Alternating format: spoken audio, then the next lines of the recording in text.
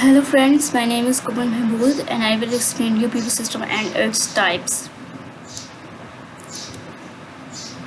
Solar cell. Solar cell is the basic unit of solar energy generation system where electrical energy is extracted directly from light energy without any intermediate process. The working of solar cell depends upon its photovoltaic effect. Hence, the solar cell also known as photovoltaic cell. When sunlight hits on the surface of the solar cell, then its electron gets energy and starts to produce electricity and provide you in unidirectional form. A solar cell is basically a semiconductor p-n junction device. It is formed by joining p-type and n-type. P-type contains high concentration of solar and n-type material contains electrons in majority.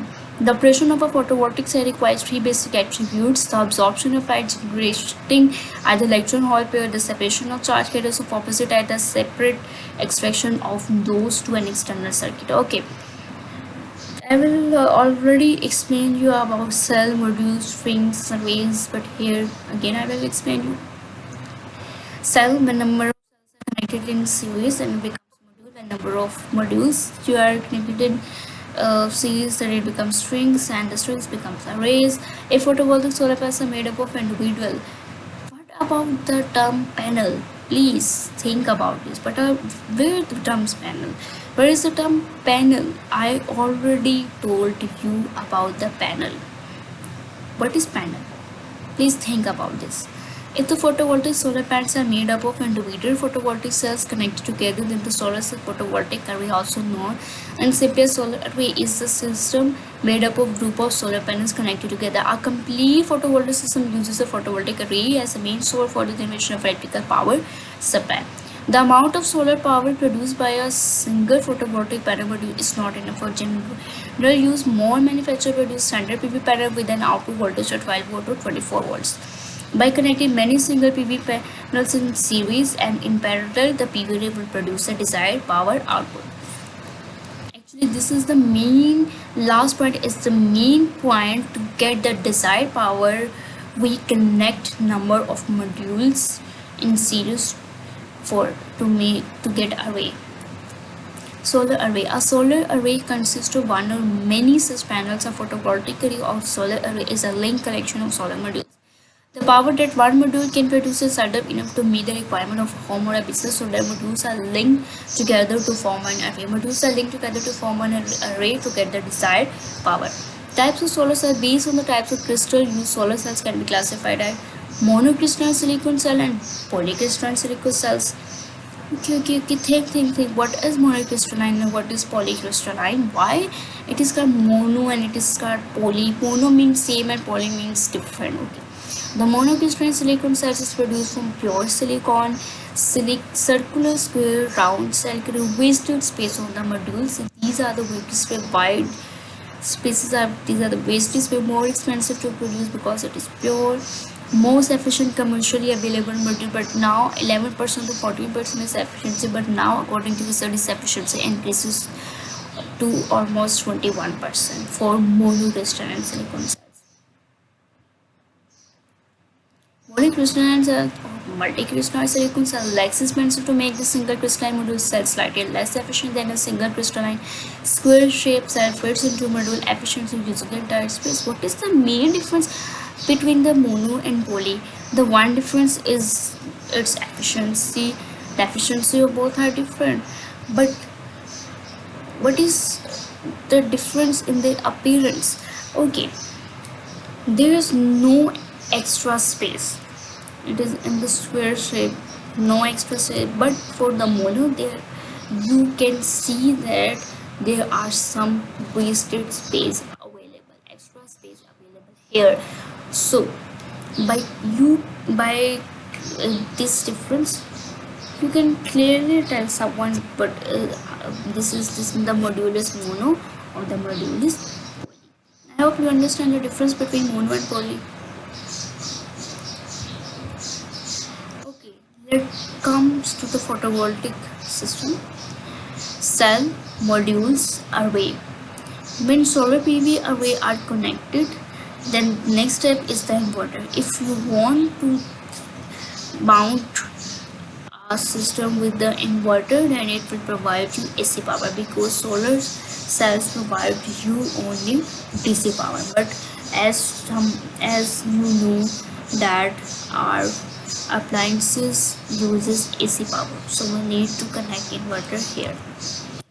Photovoltaic effect and its working. The photovoltaic effect can be defined as being the appearance of a potential difference between two layers of a semiconductor slice in which the conductivities are opposite, or between a semiconductor and a metal under the effect of light step. The photovoltaic effect occurs in solar cells. These solar cells are composed of two different types of semiconductor, a p-type and an n-type, that are joined together to create a p-n junction. Right? This is the n-type, p-type, p-n junction. Zoom picture. Positive electrons in the whole side and negative electrons in the negative side is a complete solar cell. When sunlight hits on the solar cell, then these electrons get energy and start to produce DC. Process. By joining two types of semiconducting, electric field is formed in the region of junction. Light is composed of photons, which is simply small bundles of electromagnetic radiation energy. These photons can be absorbed by a photovoltaic cell. The type of cell. Okay. When light of suitable wavelength incident on these cells, the energy is transferred to electrons in the material. This causes the electron to jump to a high state known as conduction band. I hope you can understand.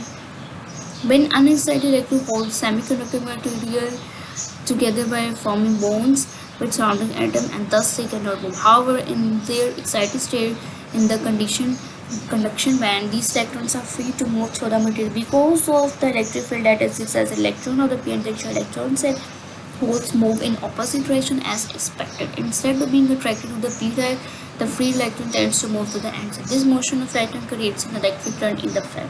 Once the electron moves, there is a hole that is left. This hole can also be moved, but in the opposite direction to the p-type in this process, which creates a current in the cell. Okay, understand? For silicon, the band gap at the room temperature is 1.1 electron volt, and the field potential is UD, means profound potential, 0.5 to 0.7 for silicon. Okay, this is a picture. The photovoltaic effect, absorption, emission. There are two steps. Absorption, a photon that strikes an electron will be absorbed if the energy is very low. If the photon energy is high enough, then the electron it strike will be energized to a high energy orbit slot, leaving a vacant orbit slot behind. Emission. If there is a vacant orbit slot available, one of the other high energy electrons will jump in to take its place. As this electron jumps, it emits a photon. Photon means light. When wavelength, when incoming photons may be at any frequency, only specific frequency photons are emitted. These frequency correlate to the distance of further jumps, result in high energy photons. Okay, I hope you understand the photovoltaic effect, cell and its types. Now they are the factors that affect the deficiency of solar cell. Working of solar cells affects the temperature. As the PV cell temperature increases about 25 degrees, the module voltage decreases by approximately 0.5% per degree. You can clearly see here in this picture that if you can see that 20 for 75 degree the voltage graph is, the voltage value is low. For 50 degree the voltage value is high. For 25 degree the voltage value is much. As the temperature increases, then the value of the voltage decreases. The current almost remains same current, but changing temperature current, the effect on current is very minor, but with changing temperature the voltage changes with a very high value. So be careful about the temperature of a solar cell. Effect of shading, and as isolation decreases, ampere decreases, while voltage remains roughly constant. If radiations decreases, then the voltage between both decreases. So both voltage and current affect by the irradiance. Shading a module depends on orientation of internal module electricity derived to the orientation of the shading. Shading can half or even complete eliminate the output of solar ray. Example of full cell shading that can reduce PV module to example of full cell shading that can reduce PV module power by 1/2. So I hope when you mount a PV module, be aware that there is no factor of shading. Be aware that the module temperature should be less than 45